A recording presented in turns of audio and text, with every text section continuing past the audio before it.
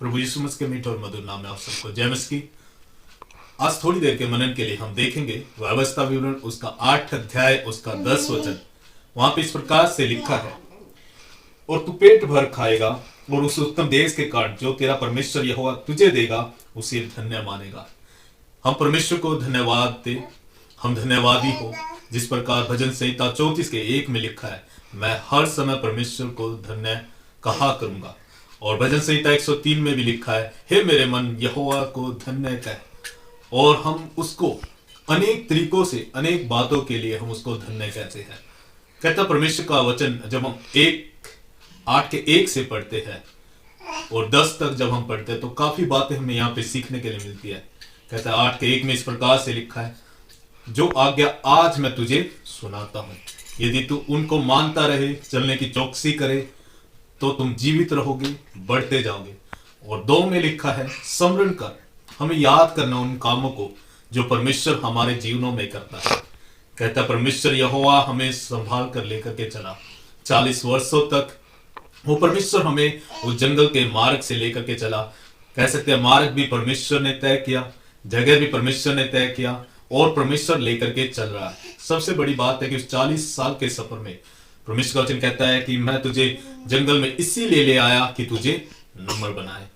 जंगल का रास्ता हमें बिगाड़ भी सकता है, जंगल का रास्ता हमें सुधार भी सकता है। जंगल में हम पूरी रीति से परमेश्वर पर निर्भर रहते हैं, हमेशा परमेश्वर की ओर देखते हैं। यदि हमें पानी चाहिए, यदि हमें खाने को चाहिए या कुछ भी हमें जरूरत है, तो परमेश्वर हमें नम्र बनाता है। काफी दुखों में, काफी क्लेशों में हमें लेकर के जाता है। कहता है कि परमेश्वर का वचन जब हम पढ़ते हैं 5 में, तो कहते हैं जैसे एक पिता अपने बच्चे की ताड़ना करता है, वैसे परमेश्वर हमारी ताड़ना करता है कि हमें नम्र बनाए। कहता है यदि मेरी प्रजा के लोग नम्र और दीन होकर मेरे मुख के दर्शन के खोजे और अपने पापों से मन फिराए, तो कहता है उनके देश को ज्यों का तो मैं करूंगा। प्रभु यीशु मसीह अपने विषय में कहता है, मत्ती रचित सुसमाचार उसके 11 के 29 में कहता है, मुझसे सीखो तो मैं नम्र और आत्मा में दीन हूं। गिनतियों की पुस्तक उसके 12 के 3 में लिखा है मूसा के विषय। कहता है कि मूसा जितना नम्र व्यक्ति मैंने पृथ्वी भर में नहीं पाया। वो सब कैसे नम्र और दीन हो गए। कह सकते यीशु मसीह 40 दिन जंगल में रहा, मूसा 40 वर्ष मैदान के जंगल में रहा। और परमेश्वर का वचन कहता है कि अब्राहम की भी परमेश्वर ने परीक्षा की। जब हम कहते हैं परमेश्वर का जो वचन है, कहते कि तेरी परीक्षा करके जान ले कि तेरे मन में क्या क्या है। परमेश्वर हमें नम्र और दीन और जंगल के सफर में इसलिए लेकर के जाता है ताकि वो हमारे मन को भी परख सके, हमारे मन में क्या है और हम उसकी आज्ञाएं मानेंगे कि नहीं मानेंगे, या फिर हम पीछे हट जाएंगे।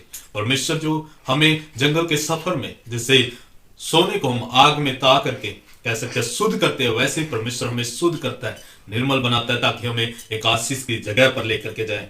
कह सकते हैं परमेश्वर कहते हैं कि मैं तुम्हें परखूंगा। निर्गमन की पुस्तक उसके 16 अध्याय के 4 वचन में परमेश्वर का वचन कहता है कि परमेश्वर उनकी परीक्षा करेगा कि वे मेरे विधि कानून मानेंगे कि नहीं मानेंगे। रोज मन्ना परमेश्वर बरसाता था, 6 दिन लगातार परमेश्वर ने मन्ना बरसाया और 7वें दिन परमेश्वर ने उन्हें सबत की विधि मानना सिखाया। परमेश्वर ने अब्राहम से कहा अपने पुत्र को बलिदान करने के लिए मोरिया पहाड़ पर जा, और परमेश्वर उसके मन को देखना चाहता था, उसकी परीक्षा करके जानना चाहता था। अय्यूब की परमेश्वर ने परीक्षा की और जानना चाहा कि उसके मन में क्या है। कह सकते हैं परमेश्वर ने अय्यूब के जीवन में, कह सकते उसके जीवन में इतने दुख, इतनी बीमारियां दी, इतना क्लेश दिया, उसके बाद भी परमेश्वर का दास अय्यूब उसे धन्य कहता है। अनेक परमेश्वर के दास थे जिन्होंने परमेश्वर को धन्य कहा। परीक्षाएं तो आई, लेकिन उसके बीच में कह सकते उन्होंने शांति के साथ परमेश्वर की बाट जोया। मेरे प्रियो, ये जंगल के सफर में यदि हम चल रहे हैं तो स्मरण करें किस प्रकार से परमेश्वर ने हमें संभाला। कहता 40 वर्ष तक तुम्हें लिए फिरा, तुम्हारे वस्त्र पुराने नहीं हुए, तुम्हारे पांव नहीं सूजे। आत्मिक रीति से देखे तो परमेश्वर हमें मजबूत कर रहा है वचन के द्वारा। कहता है कि वचन से हम जीवित रहेंगे। शारीरिक रीति से देखे हमारे पैर नहीं सूजते, भौतिक रीति से देखे परमेश्वर हमारे वस्त्र पुराने नहीं होने देता। कह सकते हर प्रकार की जरूरत परमेश्वर उस जंगल के सफर में पूरा करता है। और कहता परमेश्वर का वचन जब हम उसके 6 वचन से जब हम आगे पढ़ते हैं तो कहता है कि इसीलिए अपने परमेश्वर यहोवा की आज्ञा मानते हुए उसके मार्ग पर चलना, उसका भय मानते रहना। और 20 में इस प्रकार से लिखा है कि जिन जातियों को यहोवा तुम्हारे सम्मुख से नष्ट करने पर है, उन्हीं के समान तुम भी अपने परमेश्वर यहोवा का वचन न मानने के कारण नष्ट हो जाओगे।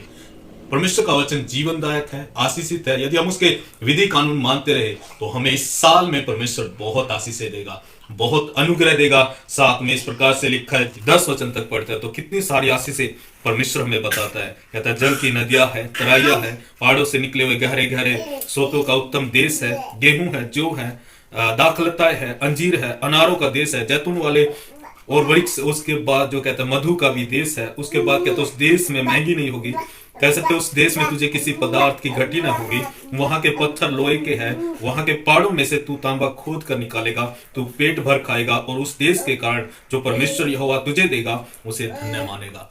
आज हम मेरे प्रियो इन परीक्षाओं के समय में कह सकते हैं परमेश्वर हमें नम्र बनाना चाहता है। क्लेश है, समस्याएं है, तमाम बीमारियों के बीच में परमेश्वर हमें नम्र और दीन बनाना चाहता है। उस परमेश्वर को हम धन्य कहें क्योंकि वो परमेश्वर हमें एक उत्तम देश की ओर लेकर के जा रहा है। सफर भले ही लंबा है लेकिन विश्वास के साथ उस परमेश्वर के साथ चलते रहे, वो परमेश्वर जरूर आशीष देगा। इन वचनों के द्वारा परमेश्वर आप सबको आशीष करे। सबको जय मसीह।